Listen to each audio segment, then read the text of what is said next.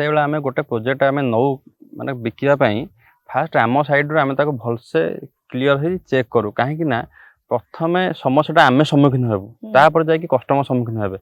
ଏଇ ଜାଗାଟିରେ ପାଖାପାଖି 150ଟା ପ୍ଲଟ୍ ବାହାରିଛି ଯଦି ଏଇ ଜାଗାରେ କିଛି ଭୁଲ ଭାଲ ବାହାରିଲା ସେ 150 କଷ୍ଟମର ଆସିକି ଆମ ଅଫିସରେ ବସିବେ ଆମେ ତ ଫାଷ୍ଟ ହଇରାଣ ଆମେ ହବୁ।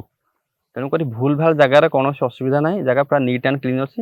ଆଉ ଯେକୌଣସି କଷ୍ଟମର ଜାଗା ଧର ନେଉଛନ୍ତି ସେମାନେ ଗୋଟେ ଥର ନେଇକି ଡକ୍ୟୁମେଣ୍ଟଟା ଭେରିଫାଏ କରିଦିଅନ୍ତୁ ତାଙ୍କ ସାଇଡରୁ କ୍ଲିୟର ହେଇଯିବେ। ମାନେ କହୁଛନ୍ତି ଇସି ବାହାର କରନ୍ତୁ ଚେକ୍ କରନ୍ତୁ ତାପରେ ଆସନ୍ତୁ। ହଁ ଆପଣ ଇସି ବାହାର କରନ୍ତୁ କି କୌଣସି ଭଲ ଓକିଲ ଦେଖିକି ଡକ୍ୟୁମେଣ୍ଟ ଚେକ୍ କରାନ୍ତୁ ତ ତା ଫଳରେ ଆପଣ ଜାଣିପାରିବେ ଜାଗାଟି କ୍ଲିୟର ଅଛି କି ନାହିଁ। ଆଉ ସବୁଠୁ ଗୋଟେ ବଡ଼ କଥା ଯଦି ଆପଣ ଯେଉଁମାନେ ଲୋନ୍ କରିକି ଜାଗା ନେଉଛନ୍ତି ଧର ଆପଣ କଷ୍ଟମର ମାନେ ଲୋନ୍ କରିକି ନେଲେ ତ ବ୍ୟାଙ୍କର ପୁରା ଦାୟିତ୍ୱ ଯେ ଜାଗାଟାକୁ ଭେରିଫାଏ କରିବ କାହିଁକି ନା ଯଦି ବି କିଛି କାଲି ଅସୁବିଧା ହେଲା ପ୍ରଥମେ ସମ୍ମୁଖୀନ ବ୍ୟାଙ୍କ ହବ ତାପରେ ଯାଇ କଷ୍ଟମର।